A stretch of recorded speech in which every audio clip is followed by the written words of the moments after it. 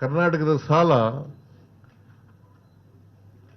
25.94 ಅಂದರೆ 3% ಒಳಗಡೆನೇ ಇದೆ. 25 ಅಂತ ಬರ್ಕೋಬೇಡಿ, 24.94 25% ಒಳಗಡೆ ಇರಬೇಕು. 24.94.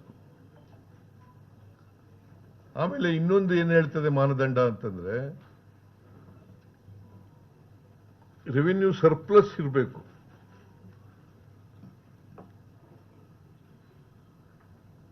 ನಾವು ರೆವಿನ್ಯೂ ಡೆಫಿಸಿಟ್ ನಲ್ಲಿದ್ದೀವಿ, ಸರ್ಪ್ಲಸ್ ನಲ್ಲಿಲ್ಲ ಈ ವರ್ಷ. ಯಾಕಂತಂದ್ರೆ ಹಿಂದೆ ಇದ್ದಂತ ಬಿಜೆಪಿ ಸರ್ಕಾರ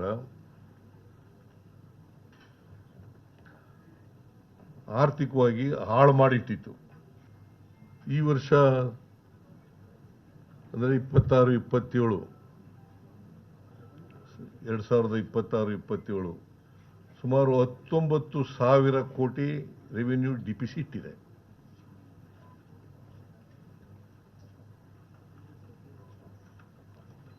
ಅದು ಯಾಕೆ ಡಿಫಿಸಿಟ್ ಆಯಿತು ಅಂತಂದ್ರೆ 15ನೇ ಹಣಕಾಸಿನ ಆಯೋಗ ನಮಗೆ ಕೊಡಬೇಕಾಗಿದ್ದಂತ ಹಣವನ್ನು ಕೊಡಲಿಲ್ಲ.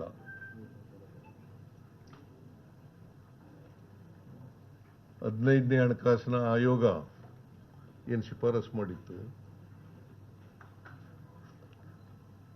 5,495 ಕೋಟಿ ಒಂದು ವಿಶೇಷ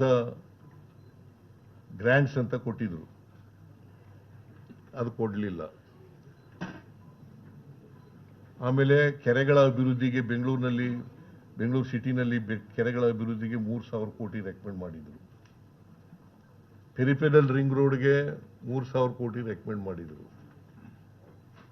ಅವೆರಡನ್ನೂ ಕೊಡಲಿಲ್ಲ.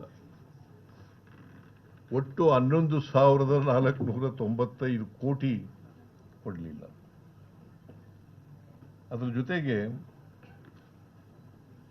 ಅಪ್ಪರ್ ಭದ್ರಾಕ್ಕೆ ಬಜೆಟ್ನಲ್ಲಿ ಹೇಳಿದ್ದದು ಶ್ರೀಮತಿ ನಿರ್ಮಲಾ ಸೀತಾರಾಮನ್ ಬಜೆಟ್ನಲ್ಲಿ ಘೋಷಣೆ ಮಾಡಿದ್ದದು ಅವ್ರ ಬಜೆಟ್ ಸ್ಪೀಚ್ನಲ್ಲಿ 2023-24 ಆ ಬಜೆಟ್ನಲ್ಲಿ ಘೋಷಣೆ ಮಾಡಿದ್ದದು ಅಪ್ಪರ್ ಭದ್ರಾ ಪ್ರಾಜೆಕ್ಟ್ಗೆ 5,300 ಕೋಟಿ ಕೊಡ್ತೀನಿ, 5,300 ಕೋಟಿ ಕೊಡ್ತೀವಿ.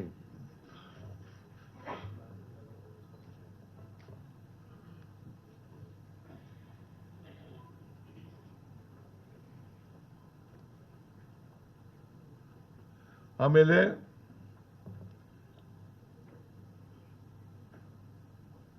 ಇದು ನಮಗೆ GST ಜಾರಿ ಬಂದದ್ರಿಂದ ನಮಗೆ ಪರಿಹಾರ ಕೊಡ್ತಾ ಇದ್ರು, ಪರಿಹಾರನ ನಿಲ್ಲಿಸ್ಬಿಟ್ರು.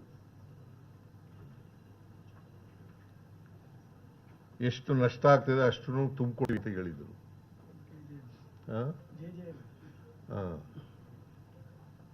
ಆಮೇಲೆ JJM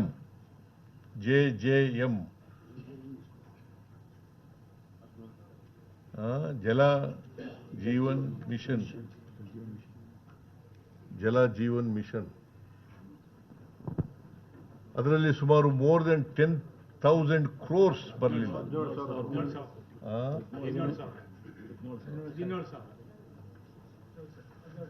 17,000 ಕೋಟಿ.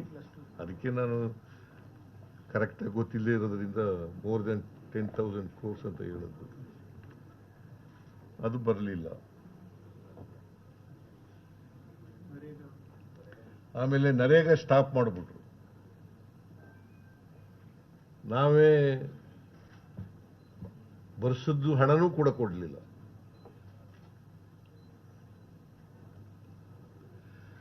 ಸೊ ಹಿಂಗಾಗಿ ನಮ್ಮ ಬಜೆಟ್ ರೆವಿನ್ಯೂ ಡಿಫಿಸಿಟ್ ಆಗಲಿಕ್ಕೆ ಕಾರಣ ಆಯಿತು. ಅದರ್ವೈಸ್ ನಾವು ಸರ್ಪ್ಲಸ್ನಲ್ಲೇ ಇರ್ತಿದ್ದೆವು. ನಿರ್ಭೀತ, ನಿಷ್ಪಕ್ಷಪಾತ, ವಿಶ್ವಾಸಾರ್ಹ ಸುದ್ದಿಗಳಿಗೆ ಮತ್ತೊಂದು ಹೆಸರಾಗಿರುವ ನ್ಯೂಸ್ 18 ಕನ್ನಡ ಈಗ ಆಪ್ನಲ್ಲೂ ಲಭ್ಯವಿದೆ. ದಯವಿಟ್ಟು ಇಲ್ಲಿರುವ QR ಕೋಡ್ ಅನ್ನು ಸ್ಕ್ಯಾನ್ ಮಾಡಿಕೊಂಡು ಆಪ್ ಡೌನ್ಲೋಡ್ ಮಾಡೋದಕ್ಕೆ ಮರಿಬೇಡಿ. ನಿಮ್ಮ ಬೆಂಬಲ ಹೀಗೆ ಸದಾ ನಮ್ಮೊಂದಿಗಿರಲಿ. ಧನ್ಯವಾದ.